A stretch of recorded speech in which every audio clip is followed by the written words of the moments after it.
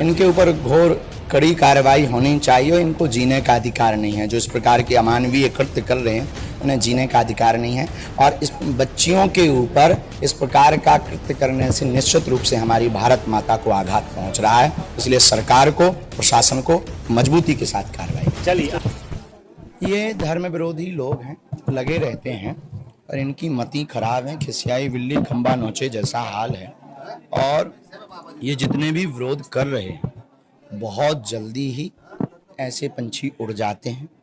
प्रायः ये खेत के बिजूके हैं।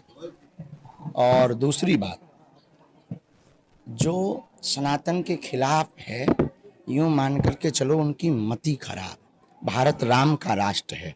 भारत में किसी भी मजहब का व्यक्ति यहाँ रहता हो वो अपने हृदय पे हाथ रखे और अगर वो बिना माइक के मीडिया के बोले तो यही कहेगा इस हृदय के खून में भी राम नाम ही बह रहा है।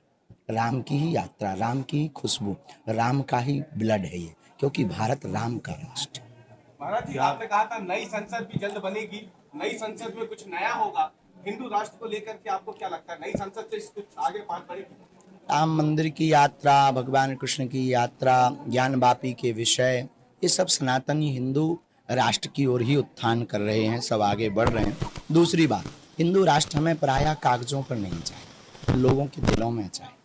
हमारे हिंदू राष्ट्र में किसी को भागना नहीं है, हमारे हिंदू राष्ट्र में सिर्फ सनातनियों को जागना है। महाराज जी, एक चुनाव है तो क्या कोई भी पार्टी के नेता हो, कोई मंत्र देंगे उनको जीत का कि वो ऐसा काम करे ताकि वो देश? बाबाओं से चुनाव नहीं जीतना है, जनता को ही बाबा मान ले तो चुनाव जीत जाए। अच्छा महाराज जी, आपने एक बात कल कहा था कि जो सभी सनातनी है, जो सभी हिंदू है, वो अपने घरों के बाहर ध्वज भी लगाए ताकि पहचान भी हो। ये संभव है? आपको लगता है ये होना चाहिए? होना चाहिए, कैसी बात कर रहे हैं, संभव भी है और होकर के रहेगा। जिस दिन सनातनी जागेगा, फिर सनातनी होने का मतलब क्या है? आपके पास जब तक आईडी नहीं होगी तब तक कैसे पता लगेगा कि आप पत्रकार हो? उसी प्रकार घर के बाहर धर्म ध्वज नहीं होगा, मस्तक पर टीका नहीं होगा, कैसे लोग जानेंगे कि आप सनातनी हो? हाँ, ये नहीं है कि अति अनिवार्य है, पर अनिवार्य है।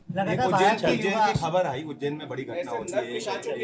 ऐसे नर पिशाचों के लिए क्या कहेंगे जो इस तरह की? इनके ऊपर घोर कड़ी कार्रवाई होनी चाहिए और इनको जीने का अधिकार नहीं है। जो इस प्रकार के अमानवीय कृत्य कर रहे हैं उन्हें जीने का अधिकार नहीं है और इस बच्चियों के ऊपर इस प्रकार का कृत्य करने से निश्चित रूप से हमारी भारत माता को आघात पहुंच रहा है। इसलिए सरकार को, प्रशासन को मजबूती के साथ कार्रवाई करें। चलिए आप